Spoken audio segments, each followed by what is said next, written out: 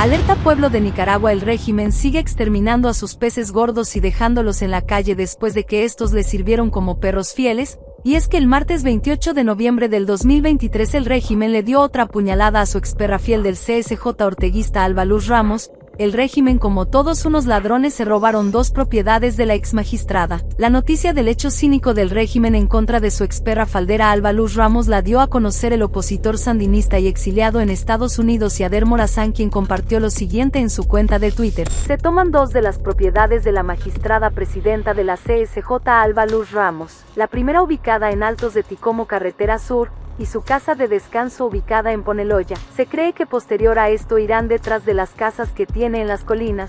Sin duda que el régimen son los peores parásitos que Nicaragua nunca debió haber visto nacer, ya que a pesar de que Ramos fue una de las que los hizo llegar al poder de Nicaragua y gobernar hasta la actualidad, así estos le pagan su buen servilismo traicionándola peor que Judas. Se dice que hasta el momento el régimen ya le robó 2 propiedades y que va por todas sus propiedades y bienes que ésta pudo adquirir como presidenta del CSJ orteguista de Nicaragua. Fuentes extraoficiales han filtrado que después de que el régimen Ortega Murillo robó estas 2 propiedades se llevaron arrestada a Ramos, donde al parecer se dice que la tienen siendo torturada y chipoteada en las celdas de la Dirección de Auxilio Judicial, mejor conocidas como el Chipote. ¿Qué opinan ustedes sobre el abuso de poder y la traición en la política según lo sucedido con Alba Luz Ramos en Nicaragua? ¿Creen ustedes que este tipo de acciones deberían tener repercusiones más severas? Compártanos su punto de vista, queremos leerlos en los comentarios. A solo 3 meses de las elecciones regionales de la costa caribe de Nicaragua, líderes indígenas y opositores al gobierno denuncian que los comicios no contarán con las garantías mínimas como un tribunal independiente, la participación de la oposición y el acompañamiento de observadores internacionales. Estas elecciones es una burla para los pueblos indígenas porque los pueblos no tienen la oportunidad de poder decidir. El Observatorio Independiente Urnas Abiertas explica que el único partido político de oposición fue ilegalizado en octubre de este año y sus líderes, Brooklyn Rivera y Nancy Enríquez, permanecen detenidos por las autoridades. Vemos que no hay ninguna voluntad para permitir la competencia electoral con la cancelación de Yátama y el encarcelamiento y desaparición forzada de sus principales liderazgos. La abogada Anexa Alfred asegura que las elecciones regionales del año 2024 podrían trastocar la autonomía de los pueblos indígenas y afrodescendientes, pues es la primera vez desde los acuerdos de paz de 1990 que el movimiento Yátama queda excluido de unos comicios. Quizás el último bastión incluso de resistencia son los pueblos indígenas en la costa caribe y hoy en día hoy están siendo reprimidos de una manera brutal. El Consejo Supremo Electoral no se ha referido a las denuncias de los líderes indígenas, que demandan la libertad de sus líderes, así como la devolución de la personería jurídica de su partido. La Policía Nacional acusó a la directora de la organización Miss Nicaragua, Karen Celeberti, de utilizar el certamen de belleza para conspirar contra el gobierno del presidente Daniel Ortega. Además de Celeberti, su esposo y su hijo también fueron acusados del mismo delito. Los señores Karen Celeberti, Martín Argüello Leiva y Bernardo Martín Argüello Celeberti permanecieron en comunicación con exponentes de la traición a la patria, disponiéndose a utilizar sus franquicias, plataformas y espacios supuestamente dedicados a promover inocentes concursos de belleza en una conspiración. La familia de la directora de Miss Nicaragua enfrenta los cargos penales de conspiración, propagación de noticias falsas, traición a la patria y lavado de dinero. Sin embargo, organismos de derechos humanos señalan que se trata de una persecución política del gobierno. El caso de Karen Celeberti y su familia se constituye como un ejemplo de esta persecución contra personas nicaragüenses. Y es que a Karen Celeberti se le negó el ingreso al país el pasado 23 de noviembre, y aunque a su esposo e hijo Martín Argüello y Bernardo Argüello se les permitió el ingreso, las autoridades no han informado sobre los acusados. Se maneja que públicamente que ellos ingresaron al país, pero no conocemos sus condiciones. Karen Celeberti se ha destacado por dirigir el certamen de belleza más importante de Nicaragua, el cual hizo posible la coronación de Chainis Palacios como la nueva Miss Universo. Durante su campaña electoral, el argentino Javier Milei criticó con dureza a Nicaragua por considerar que es un país sin valores democráticos. Y a solo unos días de ser juramentado como presidente, tomó la decisión de no invitar a su homólogo Daniel Ortega a la toma de posesión. Esta habría sido la razón por la que el Ministerio de Relaciones Exteriores de Nicaragua decidió retirar a su embajador de Buenos Aires.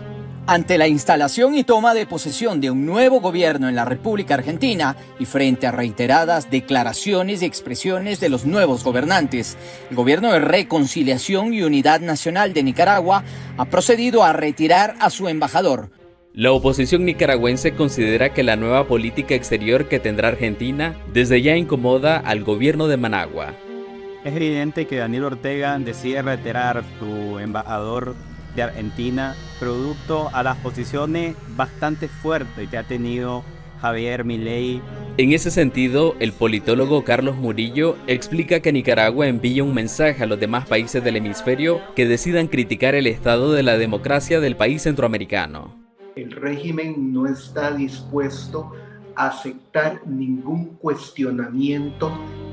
Aunque Nicaragua mantiene relaciones diplomáticas con Argentina, desde el año 2018 el país sudamericano se ha sumado a las resoluciones de la comunidad internacional que demandan el respeto a los derechos humanos y la realización de elecciones libres. Navidad sin presos políticos es la campaña que lideran los 222 opositores nicaragüenses que fueron excarcelados y enviados en un vuelo a Estados Unidos en febrero de este año.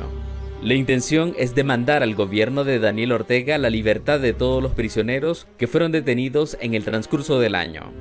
Muchos de los 222 que fueron excarcelados y expatriados están tratando de visibilizar la situación de los presos políticos, tanto de los 35 que quedaron en febrero de este año y los que se han sumado a la lista, que ya van más de 100 presos políticos en Nicaragua nuevamente.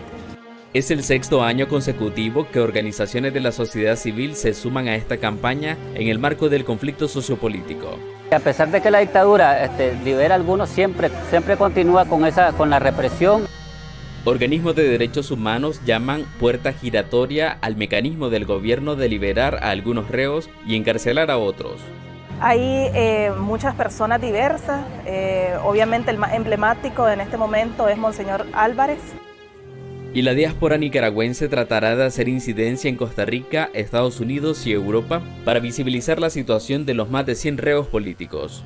Para continuar pidiendo por la libertad de todas y todos los presos políticos.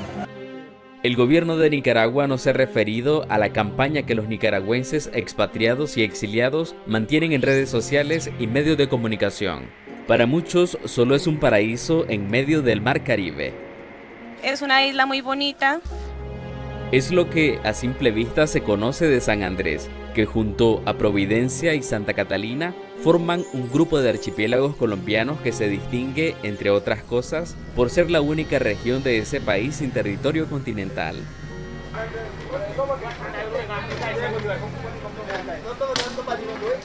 Somos una nación dentro del Estado colombiano, porque este territorio es ancestral, este es de los raizales. En San Andrés existen 3 lenguas oficiales: español, inglés y creol.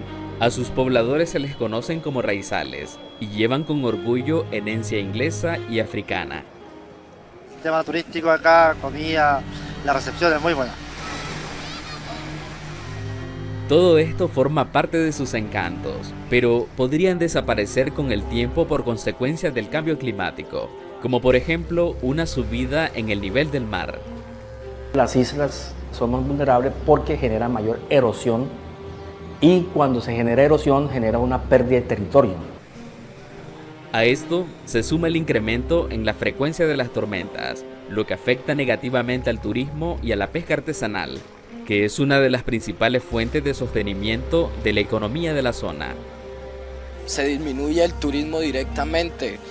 Entonces, como pueden ver en la zona, estamos hablando de una zona turística, hay al menos 20, 30 hoteles en 2 cuadras y eso nos afecta gravemente porque si el turismo no nos visita, no tenemos el sustento para nosotros.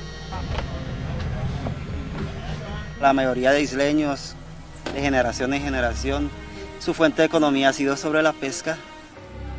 Ante esta realidad, las autoridades de la isla han iniciado proyectos dirigidos a mitigar el impacto del cambio climático, como reducir la sobrepoblación y cultivar manglares, que funcionan como barreras protectoras en las costas.